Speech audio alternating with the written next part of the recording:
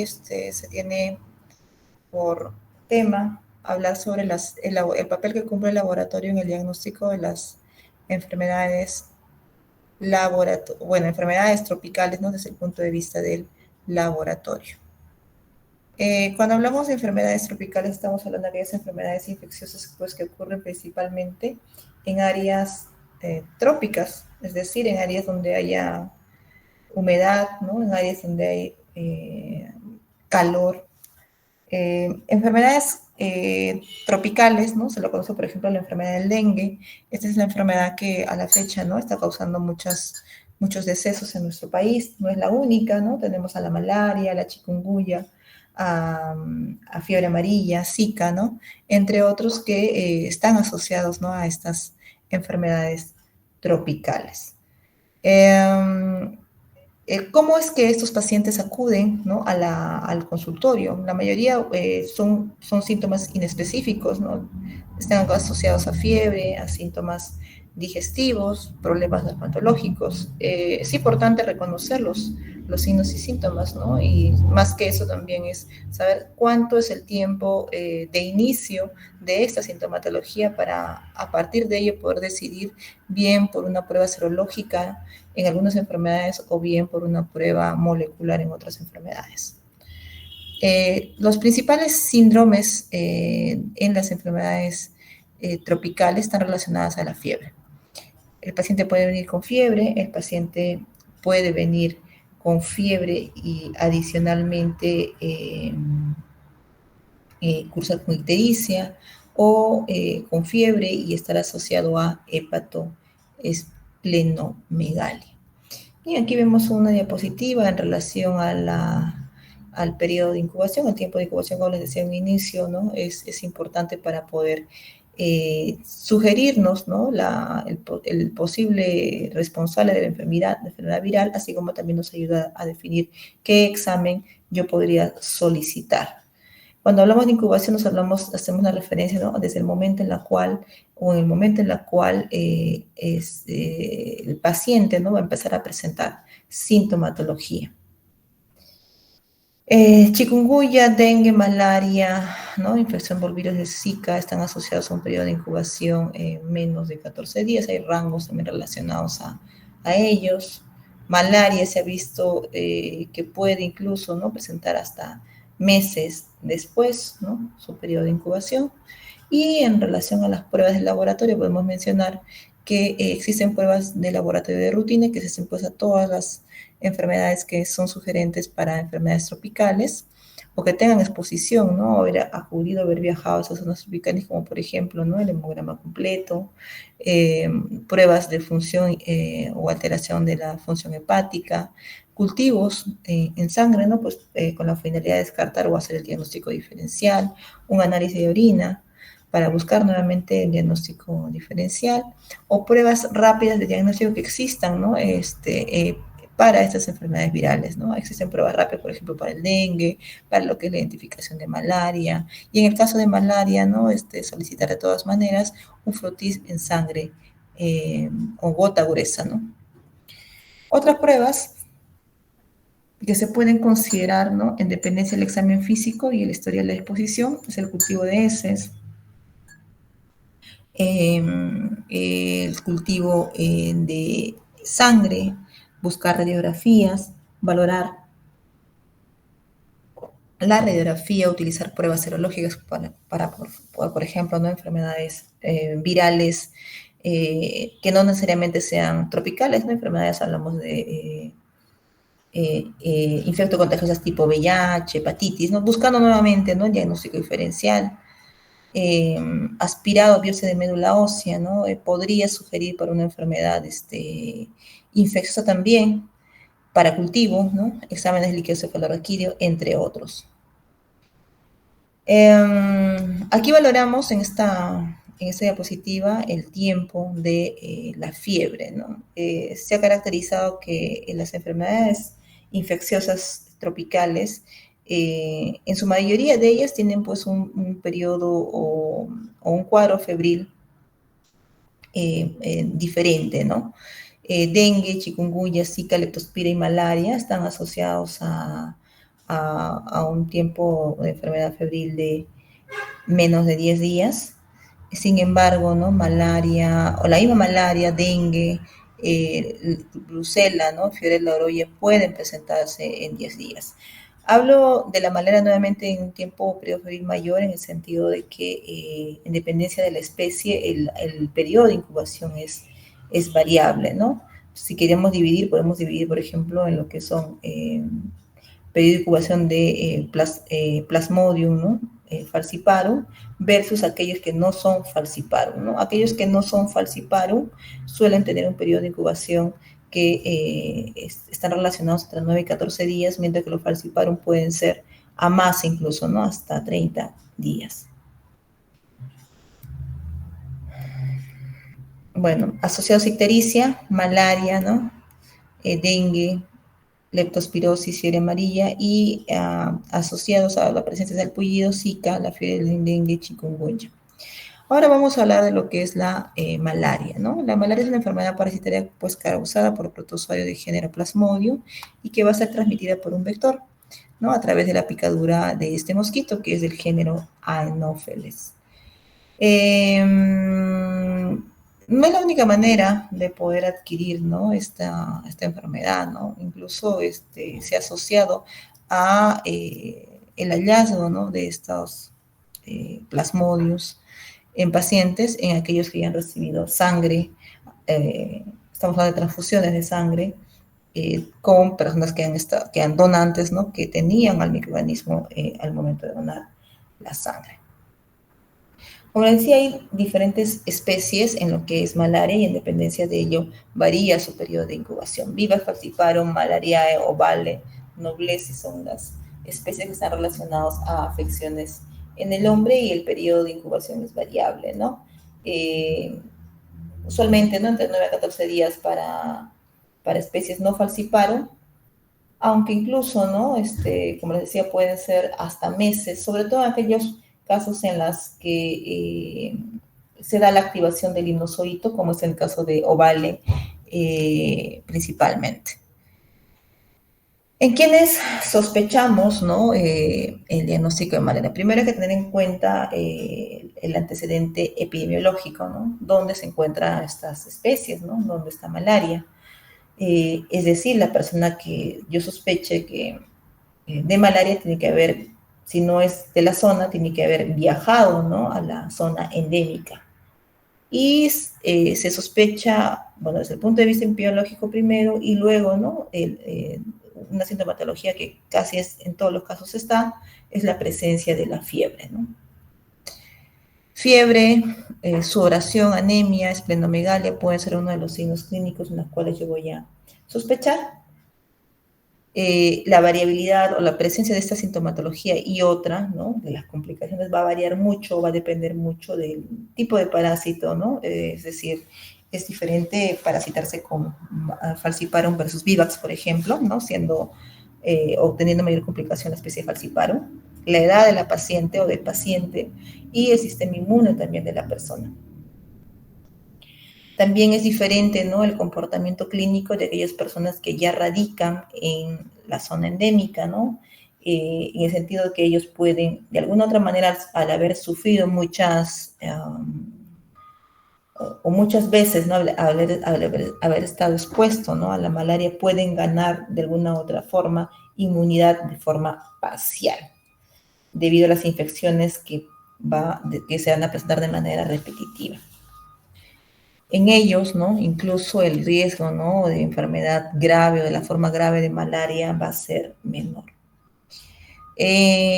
Por ende, ¿no? hay diferentes formas clínicas y también marcadores de laboratorio que nos sugieren, ¿no? el estado, si es complicado o es grave o severo, ¿no? la malaria.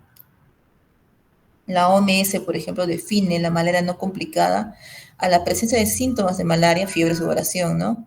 Y con una microscopía positiva o una prueba de diagnóstico rápido y sin características de malaria severa, ¿no? ¿Y cuáles son esas características de malaria severa? Al menos un indicador clínico o un indicador de laboratorio, dice, ¿no? Clínico, más de 2 convulsiones, signos de edema pulmonar, sangrado de oído. Eh, Desde el punto de vista del laboratorio, anemia palúdica, ¿no? Hace referencia a la anemia, que usualmente suele ser severa, menos de 5 o menos de 7, ¿no? Gramos por decilitro, con presencia de parásitos, ¿no? Esta cantidad de parásitos suelen estar por lo menos a 10.000 parásitos por microlitro. Otro signo que puede ser característico desde el punto de vista del laboratorio a malaria severa es la hiperbilirrubinemia, ¿no? Hablamos de bilirrubinas que superan los 3 miligramos por decilitro, hipoglicemia menos de 40 miligramos por decilitro, signos de insuficiencia renal aguda, creatininas, ¿no? Que suelen alcanzar los 3 a más o niveles de urea elevada. Son signos, ¿no? Desde el punto de vista del laboratorio que me indican que me encuentro, ¿no? Frente a un estadio, ¿no? De la malaria que ya es la parte severa. Adicionalmente, existen otros signos inespecíficos de laboratorio, como es el recuento de leucocitos aumentados, ¿no? Hay que recordar que dentro de la malaria lo que se va a producir también es la rotura de los glóbulos rojos, ¿no? Y es más, esta rotura de los glóbulos rojos es la que se ha asociado a la presencia de la sintomatología principal de la enfermedad, como es la fiebre, ¿no? La fiebre se asocia a la liberación, pues, de los componentes de estos parásitos que se encuentran en los glóbulos rojos, ¿no?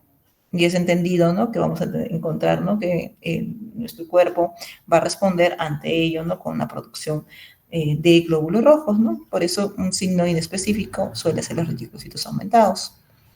Tenemos también trombocitopenia, la velocidad de cementación incrementada, proteinuria hematuria, nos hablan de falla renal, ¿no? Son complicaciones renales de la necrosis tubular aguda, ¿no? Con presencia de cilindros. Bueno, para lo que es el diagnóstico de la enfermedad, existen diversas maneras o pruebas para poder hacer el diagnóstico, ¿no? Sin embargo, la herramienta ideal, ¿no? Que o útil, ¿no? Para poder hacer el diagnóstico debería al menos de cumplir con ciertos criterios. Una, ¿no? De permitirme o detectarme primero, ¿no? La presencia o no de enfermedad, ¿no? Es decir, la presencia del plasmodium, el parásito. Identificar, debe permitir identificar qué parásito es, debe permitirme cuantificar la cantidad de parásitos, ¿no? Es decir, medirme la parasitemia, ¿no? Por porcentaje de glóbulo rojo infectado, poderme permitir detectar el nivel, ¿no? Por ende, parasitemia, y a su vez, ¿no? Me sirva de herramienta para yo poder monitorizar a futuro cuando yo ya instaure una terapia antipalúdica o antimalárica.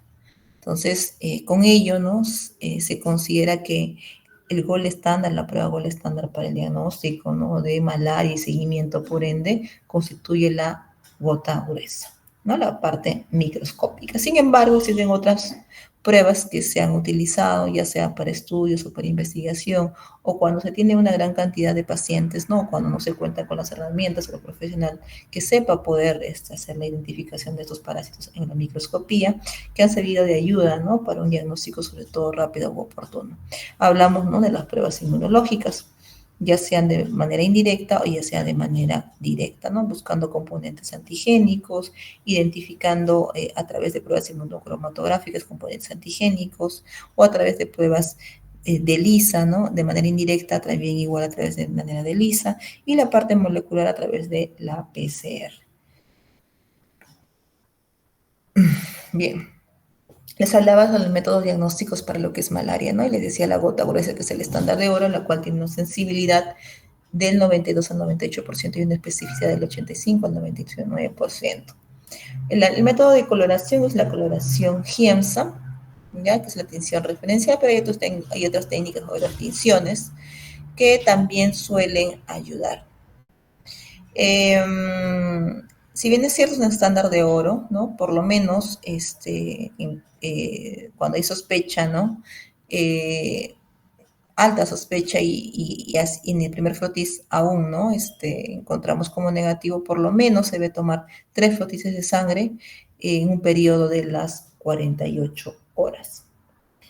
Eh, eh, Hay que tomar una inicialmente, luego puede ser tomada otra a las 12 o entre las 24 y luego antes de las 48 horas. El por qué tomarlo así, ¿no? O por qué insistir tanto en lo que es la toma de muestra, ¿no? Cuando se tiene alta sospecha. Se ha visto, ¿no? Ausencia de parásitos o la posibilidad de encontrar menos cantidad de parásitos en esa gota gruesa. Uno, debido a que la densidad de parasitemia a lo mejor es menor, ¿no? O en el caso de las mujeres que están gestando, se ha asociado, ¿no? Al secuestro de parásitos a nivel placentario. Bien. Como decía, la gota gruesa es el estándar de oro. En realidad no es difícil de hacerla, ¿no? Se toma una gota de sangre del pulpejo del dedo y se deja, pues, caer, ¿no? En dos extremos, ¿no? Uno para la gota gruesa como tal y el otro para el extendido o el frotis.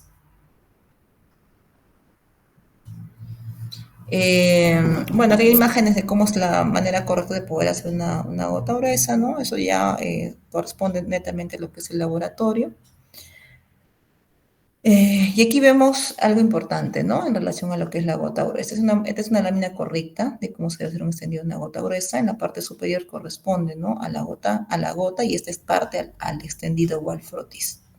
¿Por qué evaluar las dos secciones? ¿No? Cuando uno evalúa los parásitos, se evalúa tanto en el frotis como en la gota.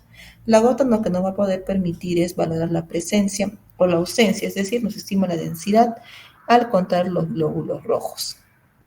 Me va a decir, ¿hay parásitos o no hay parásitos? ¿No? Y eso debido a que yo concentro una mayor cantidad de sangre, por ende glóbulos rojos que contienen, ¿no? Al parásito, y que tras el procedimiento de Giemsa, ¿no? Al momento de lisar los glóbulos rojos, voy a permitir valorar a estos parásitos, ¿no? De manera concentrada, porque hay una gran cantidad de sangre en esa gota.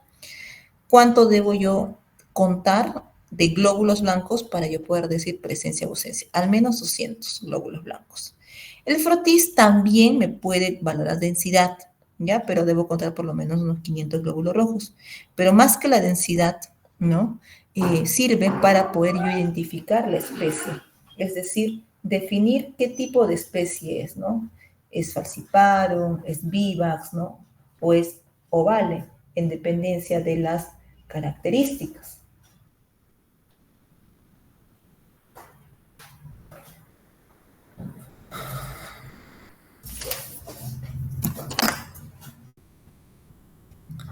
Aquí en imagen lo que apreciamos es, ¿no? Un cuadro donde es cómo es que se estima, ¿no? La densidad parasitaria, ¿no? Cómo es que se hace para poder estimar la densidad parasitaria. Se cuenta, ¿no? Como les decía, por lo menos en 200, o se cuenta 200 glóbulos blancos, y cuántos, en esta cantidad de 200 glóbulos blancos que yo he contado, ¿no? He apreciado de parásitos, ¿no? Eso es lo que se coloca. El número de parásitos, por la constante que vendría a ser 6.000, entre el número de leucocitos. Y aquí hay un ejemplo, ¿no? Por ejemplo, aquí, ¿no? 200, porque ustedes se preguntarán, ¿por qué 205? ¿No? Porque cuando uno empieza a contar los glóbulos blancos, coge todo lo que se muestra, ¿no? En el objetivo. Y puede ser que en el penúltimo objetivo yo haya encontrado 198 glóbulos blancos y paso al siguiente, como sé que debo encontrar como mínimo 200, bueno, hay otros 10 más, ¿no? Ya no serían 200 exactos, sino serían 208, por ejemplo, ¿no? Entonces, es lo que se valora, ¿no? Por ejemplo, en este caso contaron 205 leucocitos que apreciaron, encontraron 50 parásitos a su alrededor y pues aplicaron la fórmula, ¿no? Entonces la cantidad de parásitos por microlitro corresponde pues a 1463, ¿no? Así estimamos la densidad parasitaria. Ahora, lo cierto es que hay que tener en cuenta de que cuando uno valora una gota gruesa, no solamente encuentra formas sexuales o asexuales, ¿no? O sea, único, no vamos a encontrar de todo, ¿no? Diferentes estadios del parásito. Entonces, lo único que tenemos que tener en consideración al momento de valorar es para estimar, ¿no? La densidad parasitaria es la forma asexual. La presencia de gametocitos, ¿no? Solo nos indica una infección reciente y no una infección con parásitos de malaria que se están replicando de manera activa. Es más, ¿no? Estos gametocitos suelen ser pues resistentes a los antipalúdicos. Por lo tanto, su presencia, ¿no? En ese frotis, ¿no? No nos indica que esté yendo mal o no el tratamiento. O sea, recordar lo que nosotros valoramos son las formas asexuales, no a los gametocitos. Bueno, estas imágenes nos muestran pues las formas, ¿no? La forma de trofozoitos, la forma de esquizontes, ¿no? Lo que no valoramos, como decía, es la forma de gametocitos. Este es un gametocito de Plasmodium falciparum, ¿no? Y bien, dejamos de lado lo que es la gota gruesa y vamos a hablar ahora de otra prueba que es las pruebas por inmunocromatografía. RDT dice, pruebas rápidas de detección al antígeno. Eso significa, ¿no? Que nos van a poder determinar el antígeno de la malaria en cantidades menores si lo queremos comparar con la cantidad necesaria de parásitos para poder ser una gota gruesa positiva, ¿no? En la gota gruesa. Cuyos resultados, ¿no? Están alrededor entre 15 a 20 minutos. Las pruebas inmunocromatográficas solo nos dan resultados cualitativos, no nos informan de forma cuantitativa. Dentro de ellas tenemos la proteína 2 rica en histidina o PFHRP2, ¿no? Que está expresada en trofosocitos y gametocitos de la especie Plasmodium falciparum, ¿no? Es un antígeno que puede incluso ser detectado hasta 72 horas después de negativizarse la gota gruesa, fenómeno conocido como antigenemia. Solo es específico para falciparum, existe reacción cruzada, se ha visto, ¿no? Es decir, falsos positivos con aquellas personas que tienen el factor reumatoideo positivo. No nos distingue un proceso nuevo, una reinfección o una falla al tratamiento, ¿no? Recordemos que solamente nos valora al antígeno, que incluso este antígeno va a estar, se va a detectar en esa muestra de ese paciente, en ese suero de ese paciente, inclusive, ¿no? Cuando la gota gruesa es negativa. También se ha encontrado que está asociado a falsos negativos, ya que en nuestro país se ha detectado de lesiones de la proteína rica en histidina. También se ha visto resultados negativos por grandes cantidades de antígenos que están presentes en esa muestra. Eso se conoce como fenómeno prosona, no manifestándose esta prueba como positiva y no nos permite valorar las infecciones mixtas. Quizás lo bueno es que me permite detectar niveles más bajos de parasitemia que si yo lo quiero comparar con las pruebas de la gota gruesa.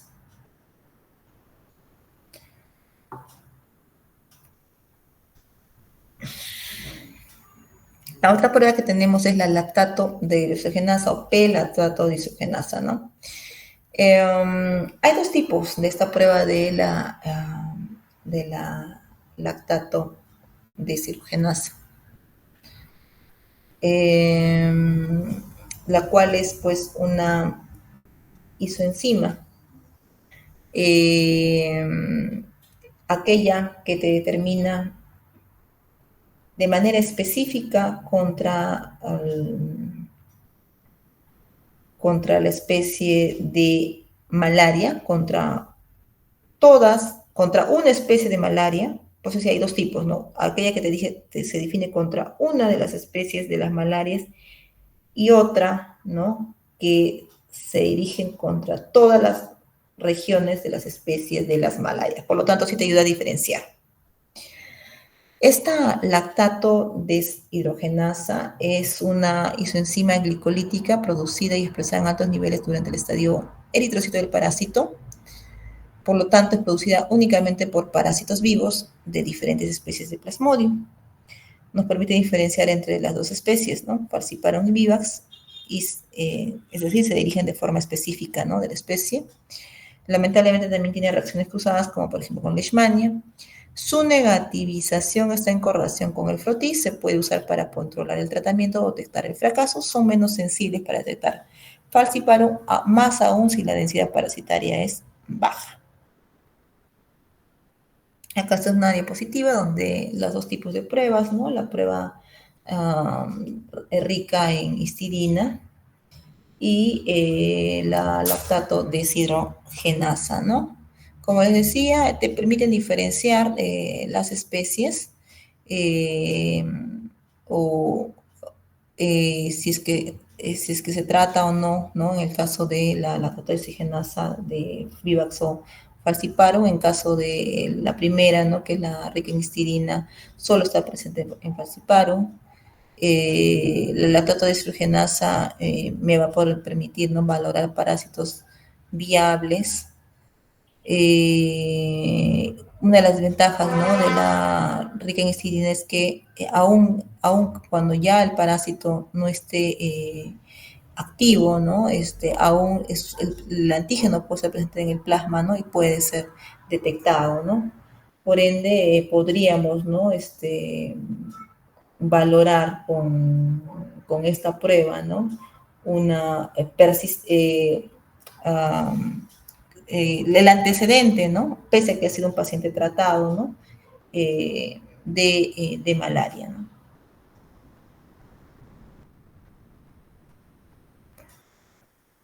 Aquí hay una comparación, ¿no? Del frotis desde las pruebas rápidas, se ven todas las ventajas, ¿no? Para el frotis periférico, desde la parte económica hasta la determinación de tipo de especie, la diferenciación, ¿no? De especies, el estadio, ¿no? Entonces, ¿para qué existen las pruebas rápidas, ¿no?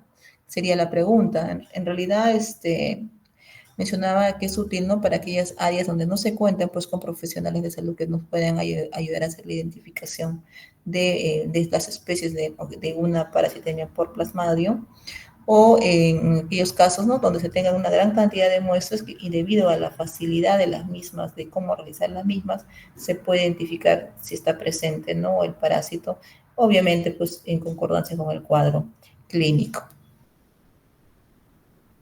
Hay pruebas moleculares también, ¿no? Con una alta sensibilidad y una especificidad al 100%. Estas pruebas moleculares me permiten detectar niveles, ¿no? Inclusive, ¿no? Muy bajos, ¿no? De parásitos en la sangre. También podemos distinguir qué tipo de especies están presentes, ¿no? En esa muestra. Es más confiable incluso, ¿no? Para poder descifrar infecciones mixtas en comparación con el método de detección tradicional, hablamos de la gota gruesa. Sin embargo, la utilidad clínica está limitada, ¿no? Es ampliamente utilizada en entornos de investigación. Bueno, aquí vemos un poco del fundamento, ¿no? De la prueba. Identificamos el DNA, ¿no? Del parásito y así indicamos qué tipo de especie. Más costoso en definitivo, ¿no? Y necesitamos solamente de 0.550 parásitos por microlitro de sangre para poder identificar que está presente o no el malaria. Ya, vamos a hablar ahora de lo que es la fiebre amarilla, ¿no? La fiebre amarilla es un virus ARN de la familia Flaviridae, ¿no? Que contiene más de 70 virus, ¿no? Dentro de ellas la fiebre amarilla. Dengue también no pertenece a esa familia. Tiene un periodo de incubación, también va a ser transmitido a través de un vector, ¿no? Que está alrededor de su periodo de incubación de 3 a 6 días. La enfermedad se caracteriza por iniciar de forma súbita, por dolor de cabeza, cuadro febril, dolor muscular, náuseas y vómitos. Y cerca del 15% de los casos afectados por fiebre pasan a la forma severa, ¿no? Que se caracteriza por un reinicio del cuadro febril, incremento de mialgias, dolor abdominal, sangrado digestivo nasal y hematuria, y se ha llevado, ¿no? En el contexto clínico de la fiebre amarilla, un signo que es el signo de Faget, que nos habla de la presencia de bradicardia. En una fiebre amarilla, los órganos que se ven comprometidos, ¿no? Y por eso es que también se ve el cuadro clínico, ¿no? Es el hígado, uno de los órganos en realidad, ¿no? El cual está asociado, pues, a cuando se compromete a coagulopatías, ¿no? Por eso es que vemos hemorragias o trastornos de la coagulación. La mayoría, ¿no?, de los pacientes, sobre todo en estadios iniciales, las manifestaciones clínicas son asintomáticas, ¿no? Y es por eso que a veces se retrasa el diagnóstico y también se hace tardío el diagnóstico. Es más, ¿no?, cuando una persona pasa de un cuadro de fiebre amarilla, porque también hay clasificaciones de la enfermedad, y está a punto de pasar a un cuadro severo, presenta una mejoría, ¿no?, un periodo asintomático, una mejoría falsa. Y posterior a ello, pues vuelven, ¿no?, o pasan a un estadio más severo que se caracteriza por shock o falla multiorgánica. Bueno, estos son los estadios de la enfermedad. En realidad son 3 estadios, ¿no? Desde el punto de vista viral, ¿no?, en sangre, ¿no?, vamos a encontrar niveles de viremia incrementados. Aún no vamos a encontrar anticuerpos, ¿no?, formándose en esta etapa. No, en esta remisión, como pueden ver, ausencia, ¿no?, de síntomas, una falsa mejoría y el periodo de intoxicación propiamente.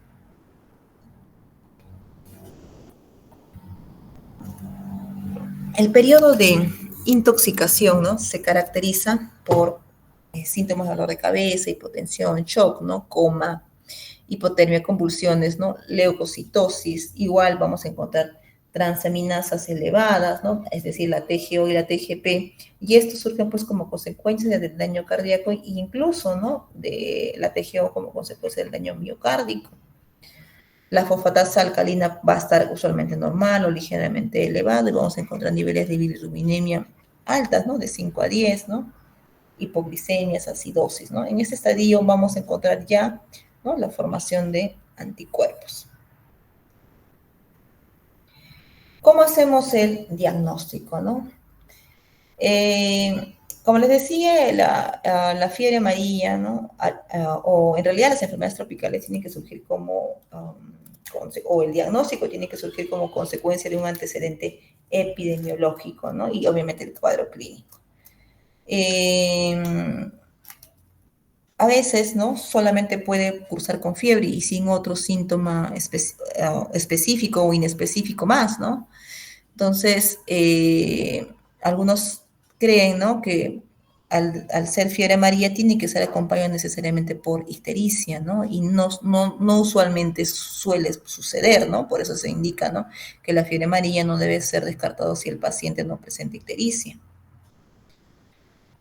Sin embargo, hay muchas enfermedades que pueden estar eh, o pueden o deben de estar formando parte del diagnóstico diferencial, ¿no? Tifoidea, leptospirosis, hepatitis viral, por ejemplo, o enfermedades por otros arbovirus.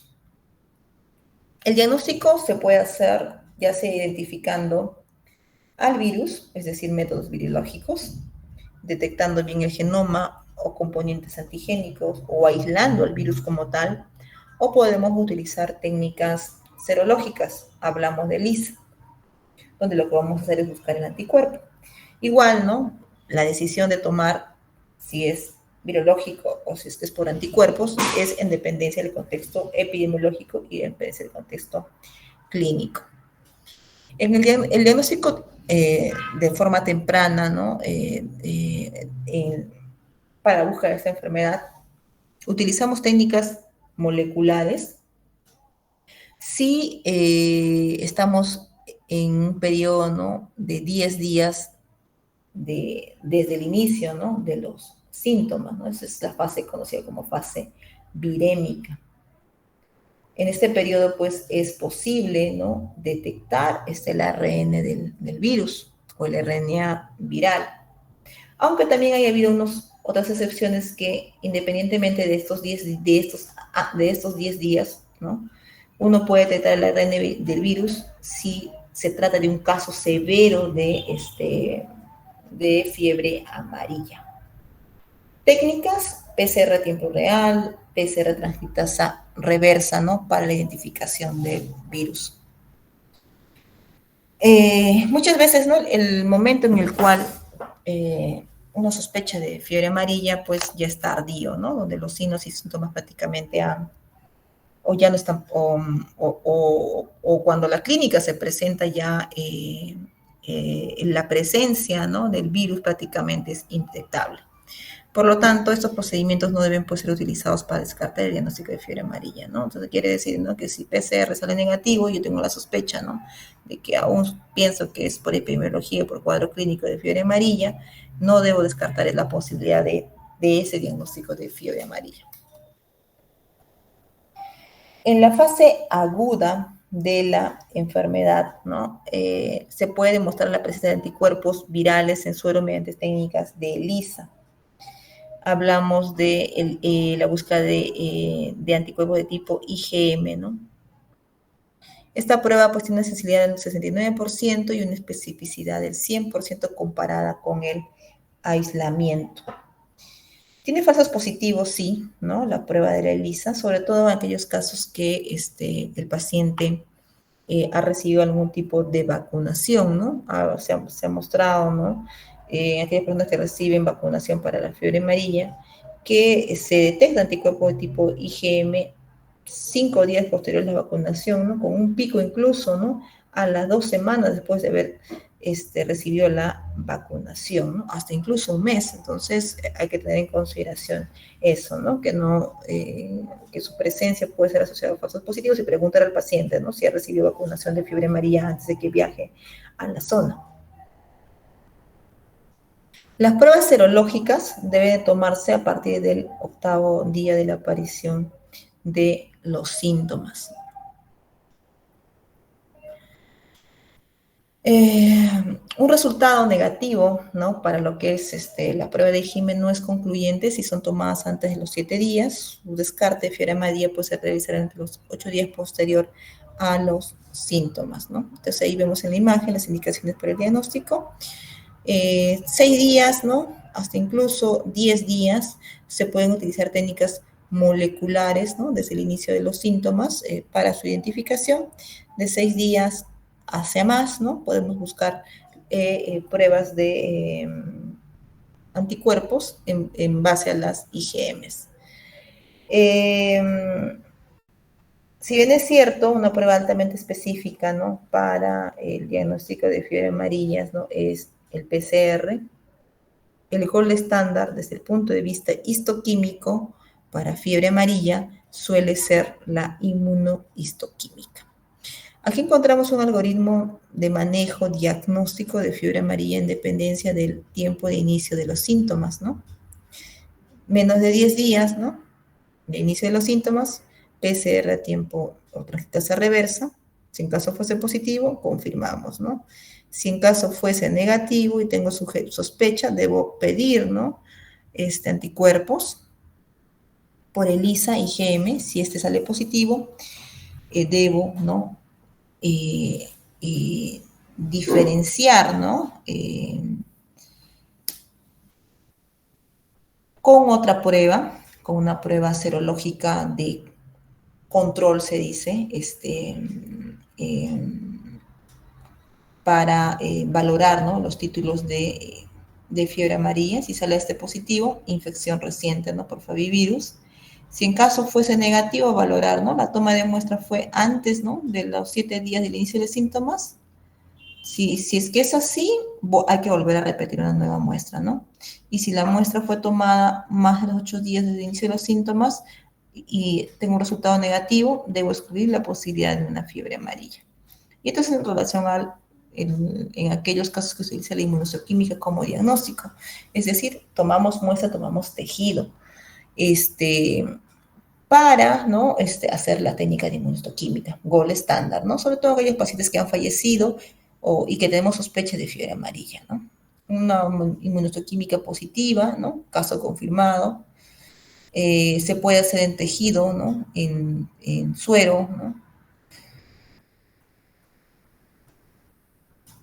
Bueno, hay parte también del estudio del anatomopatológico que ayuda a poder hacer el diagnóstico, ¿no?, parénquima hepático, ya que son compatibles con fiebre amarilla, son con numerosas células apoptóticas, ¿no?, ninguna inflamación y estatosis a gota media ni pequeña, indica, ¿no?, probable fiebre amarilla. Aquí tenemos una diferenciación entre estos virus, ¿no?, desde el punto de vista clínico de chikungunya, dengue y Zika. Y vamos a hablar ahora del dengue. ¿Ya? El dengue es una enfermedad también viral del género Flavivirus, estrechamente relacionados, pero antigénicamente distintos. Hay diferentes serotipos, tenemos el DEN 1, DEN 2, D3, D4, ¿no? El DEN 2 y 3 se asocian a enfermedad grave, el 1 y el 4 tienen una forma de presentación más leve. Se pueden contagiar la persona con cualquiera de estos serotipos, es más, ¿no? El hecho de ser o adquirir la infección, ¿no? De uno o más serotipos, ¿no? Hace que la forma de presentación del cuadro clínico sea grave, ¿no? Genera inmunidad específica a cada serotipo, ¿no? Cuando uno es picado también por este mosquito, ¿no? Bien, en cuanto al periodo o cómo es el comportamiento, ¿no? O el curso de la enfermedad. El curso de la enfermedad va a variar en dependencia, ¿no? De los días, ¿no? Del cuadro, ¿no? O de la enfermedad. Pueden cursar con estados asintomáticos, subclínicos, ¿no? Tiene un periodo de incubación que va más o menos de 4 a 10 días. Y como les decía, ¿no? El cuadro es variable, ¿no? Usualmente en los primeros días cursan con fiebre, ¿no? Incluso hay una fase que se conoce como la fase febril, donde pueden alcanzar temperaturas pues elevadas que alcanzan los 40 grados centígrados. Por otro lado, cuando el virus está presente, ¿no? En la sangre de ese paciente, se encuentran hallazgos, ¿no? Que nos sugieren, ¿no? Indirectos de la presencia del virus, ¿no? Como encontrar, por ejemplo, niveles de hematocritos que se están elevando, y eso está relacionado, ¿no? Al nivel de hematocrito alto porque hay una extravasación, ¿no? Del líquido hacia el extravascular. Podemos encontrar, ¿no? Signos, ¿no? De deshidratación, incremento de virus, ¿no? La viremia va a estar elevada, ¿no? Si queremos identificar o hacer el diagnóstico, lo que haremos es pedir pruebas para el virus. Hay otros estadios, ¿no? Como la fase crítica, ¿no? Y la fase de recuperación. Desde el punto de vista, ¿no? De la clasificación del dengue, hay dengue sin signos de alarma, dengue con signos de alarma y dengue grave. El hematocrito, ¿no? Es una herramienta que nos ayuda a predecir el progreso de la enfermedad. Hay que vigilar, ¿no? Constantemente cómo se va comportando el nivel de hematocrito. Si el hematocrito está incrementándose, esto me habla, ¿no? De progreso de enfermedad. Y como les decía, ¿no? Esto suele sugerir, nos sugiere que se está fugando el plasma.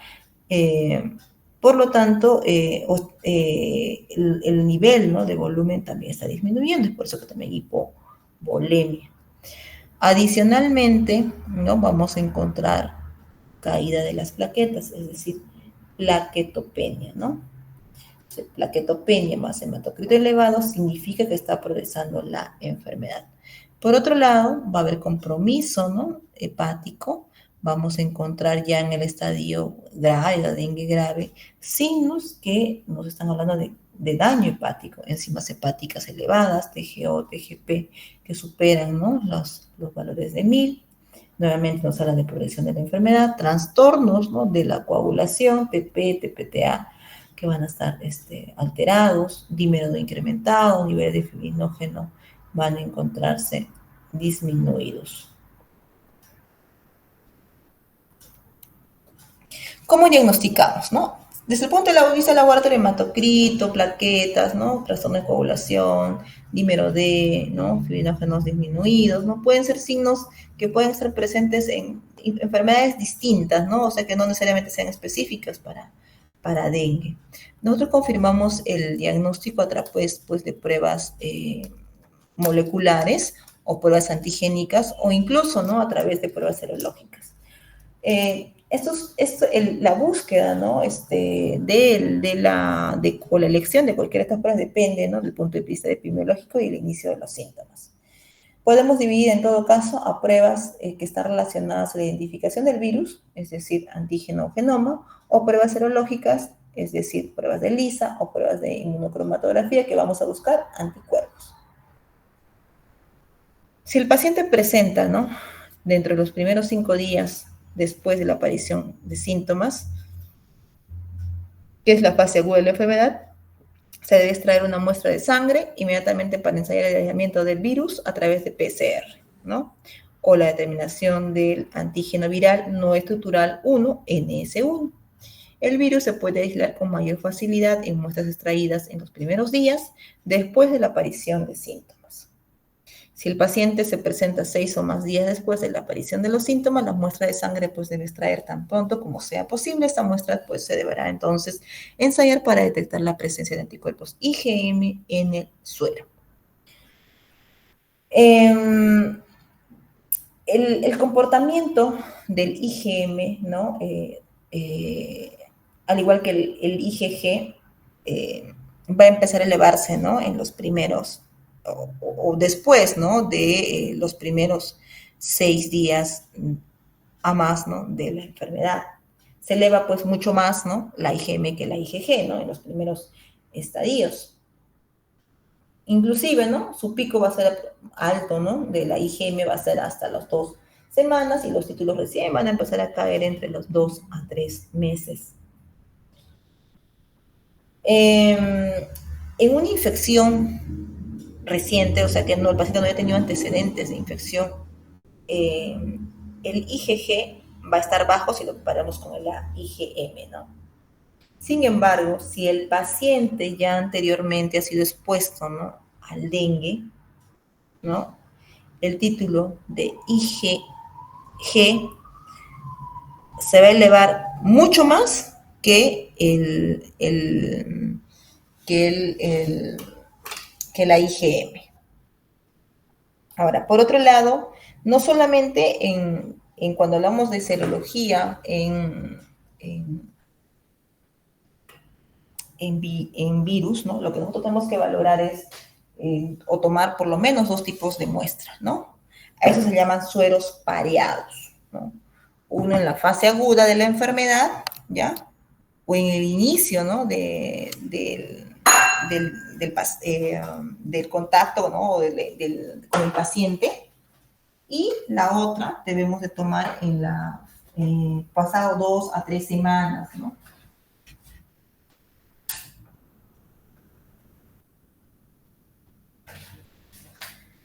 ¿Con qué finalidad, no?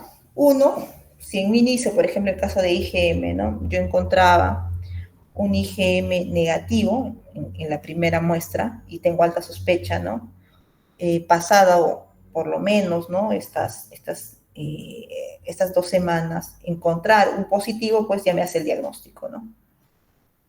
O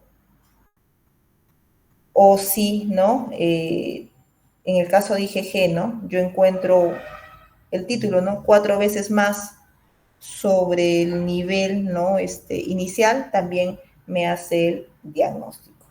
Entonces, valoro eso, ¿no?, con estos sueros pareados.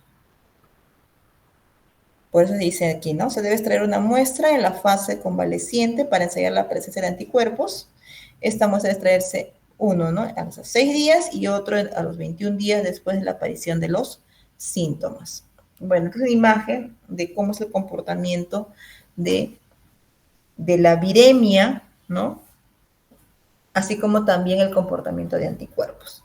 Entonces, en relación a la IgM, que empiezan a elevarse a partir del 5.º día, ¿no?, se eleva junto, ¿no? Los dos están presentes, tanto la IgM como la IgG inicialmente, pero los títulos son mucho mayores para la IgM sobre la IgG, pero no tiene el mismo comportamiento en el caso de una infección secundaria, ¿no?, donde se eleva a títulos mayores la IgG sobre la IgM. Bueno, aquí hay Estrella positiva nos indica, ¿no?, las muestras que se pueden utilizar para poder hacer el diagnóstico, suero, incluso orina, ¿ya? ¿En qué momento y para qué, no? Suero, por ejemplo, ¿no?, en una etapa aguda, 1 o 4 días al comienzo de la fiebre, ¿no? Eh, ¿Para qué? Para buscar componentes antigénicos, ¿no? Detección del virus o algunos componentes o productos de la aplicación viral, la NS1, ¿no?, la proteína no estructural 1. Y cómo debemos almacenar la muestra y hasta cuánto me puede durar esa muestra. 4 grados centígrados, no más de 48 horas, ¿no? Y a menos 80 por más o periodos más largos. En el caso, ¿no?, de etapa convaleciente, el par de sueros, ¿no?, las muestras pareadas, ¿no? Un segundo suero obtenido 21 días después del primero, ¿no? 2 semanas, decías, incluso hasta 3 semanas.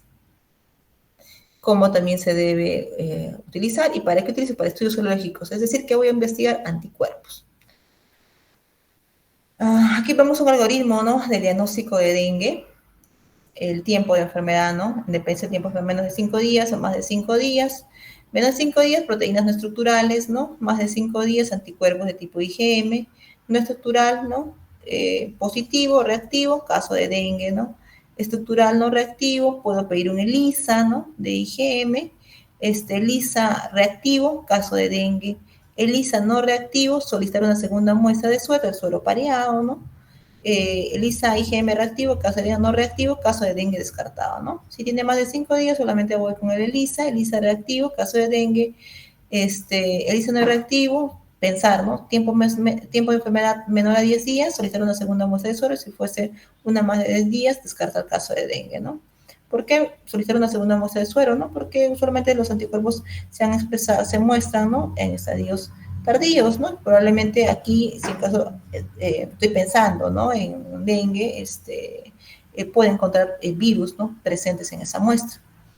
Si en segunda muestra está positivo, caso de dengue, ¿no? Si en caso no, dengue descartado. Estos son los métodos que hace un momento mencionaba que existen. Tenemos aislamiento viral, ¿no?, diagnóstico molecular, diagnóstico antigénico, qué es lo que cuál es el método que se utiliza, ¿no?, y los diagnósticos serológicos, principalmente la búsqueda de anticuerpos, ¿no? Bien, vamos a hablar ahora del Zika, ¿no? ¿Por qué estudiar Zika? Porque está asociado a complicaciones neurológicas como microcefalia, Guillain-Barré, mielitis, meningocefalitis, ¿no? Microcefalia congénita. Es un virus ARN que puede encontrarse en la sangre, orina, semen, saliva, secreciones, líquido cefalorraquídeo, líquido amniótico y leche materna. Y también se transmite a través de la picadura de mosquitos, ¿no? Transmisión materno-fetal, relaciones sexuales también han sido asociadas a la transmisión, junto con el trasplante de órganos, transfusión de sangre y exposiciones en laboratorio. El tipo de muestra, ¿no?, que se utiliza para el diagnóstico de Zika, pues se utiliza muchos diferentes tipos de muestra y en dependencia del tipo de muestra que se utiliza para poder hacer el diagnóstico, se ha podido identificar hasta cuánto tiempo puede eliminarse el virus por esa muestra, ¿no? En el suelo nosotros podemos detectar 2 semanas, ¿no? Durante 2 semanas. En la orina, ¿no?, se va a eliminar desde las 6 semanas, ¿no?, un promedio de 9 días. En el semen, desde los 3 meses hasta los 181 días. En sección vaginal, desde los 14 días después del inicio de los síntomas. Y en saliva, hasta 91 días, ¿no? En lágrimas, hasta 30 días. El periodo de incubación de este microorganismo es de 2 a 14 días. La sintomatología en casos leves dura de 2 a 7 días. Dentro de ellas presentan, ¿no?, fiebre, erupción plurítica, artralgias, conjuntivitis, mialgias. En lactantes, ¿no?, se suele presentar irritabilidad, dificultad para moverse, dolor en extremidad, dolor a la palpación. Y el diagnóstico, ¿no? El diagnóstico va a manifestaciones clínicas y exposición epidemiológica, ¿no? Utilizamos igual, ¿no?, PCR, transcriptasa reversa para el ARN del virus Zika, en muestras, ¿no?, suero, orina y sangre entera, ¿no? Como vimos, el tiempo de determinación del virus, ¿no?, varía en dependencia de qué tipo de muestra es. El virus persiste más tiempo en orina que en sangre total que en suero, ¿no? Y se debe solicitar para aquellas muestras donde no se utilice suero, ¿no?, dosaje de IgM. Para personas con síntomas menos de 14 días, realizar PCR en suero y orina. Cualquier resultado positivo es diagnóstico, resultado negativo no excluye diagnóstico, solicitar pruebas serológicas. Un título mayor a 10 indica infección por flavivirus específica, interpretar cautelosamente con reacciones cruzadas, ¿no? Los anticuerpos IgM por el método ELISA se pueden detectar a partir del sexto día posterior al inicio de las enfermedades. Hay que valorar la serocompresión y cuantificar, ¿no?, el título de más de 4 veces. Nuevamente, muestras pareadas. Y aquí, en esta imagen, lo que valoramos es el tipo de muestra y qué tipo de prueba yo debo tomar cuando estoy sospechando de Zika, ¿no? En suero y orina puedo utilizar estas dos muestras para diagnóstico molecular, ¿no? Pero yo esperaré encontrar, ¿no?, el ARN de este virus, ¿no?, hasta los 7 días en suero, y en orina, ¿no?, voy a poder encontrar incluso, ¿no?, hasta los 15 días, ¿no?, desde el quinto hasta los 15 días.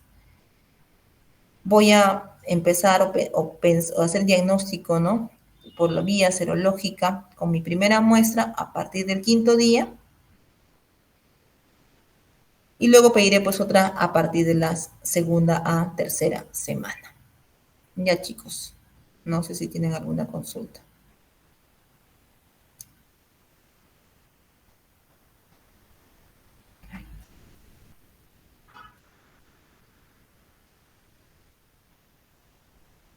¿Consultas?